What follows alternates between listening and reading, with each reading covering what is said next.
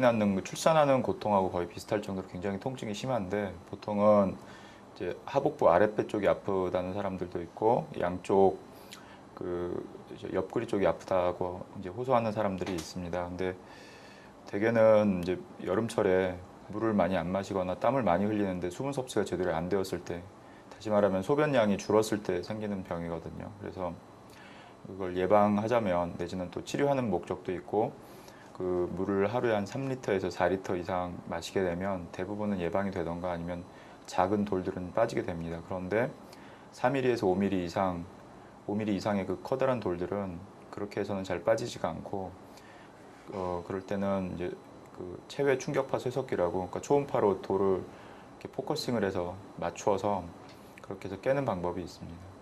우선은 요로결석이라는 것은 신장, 그러니까 콩팥 쪽에서 생겨서 내려오는 것이고, 담석이라는 건 쓸개, 간 밑에 있는 작은 담낭 쓸개에서 생기는 것이라서 우선 생기는 기관 자체가 완전히 다른 거고요. 또한 치료 자체도, 또 검사 자체도 완전히 다른 질환입니다.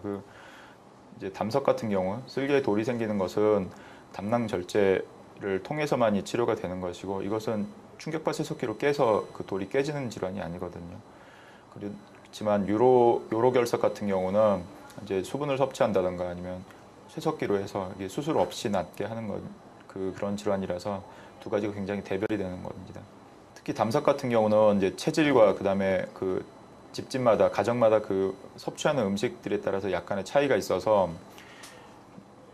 그 유전적인 요인이 꽤 많이 작용을 하게 되기 때문에 담석을 완전히 예방을 할 수는 없지만, 그 요로결석 같은 경우는 아까도 얘기했지만 그 수분을 많이 섭취하고 적어도 하루에 4리터 정도의 물을 섭취하게 되면 자잘한 돌들은 생기더라도 계속 쓸려져 내려가기 때문에 충분히 예방이 가능합니다. 혈관이 이렇게 울퉁불퉁해 나왔다는 얘기는 이미 혈관이 구조적으로 변화가 온 거라서 그것은 하지정맥류가 맞고, 또 다리 쪽으로 내려간 혈액들이 제대로 그 심장 쪽으로 올라가지를 못해서 생기는 질환이라서 그거는 수술을 하던가 아니면 레이저로 그 혈관을 태우던가 아니면은 그 주사 경화제라 그래서 그걸 혈관으로 쏘아서 혈관을 막던가 하는 그 세 가지 방법과, 그리고 스타킹을 착용하는 그 방법으로 치료가 가능합니다. 복강경 검사라는 것이 또는 복강경 수술이라는 것이, 그러니까 개복 수술을 요새는 대체해가는데, 그 개복 수술을 대체해가는 것이 뭐냐면 작은 상처로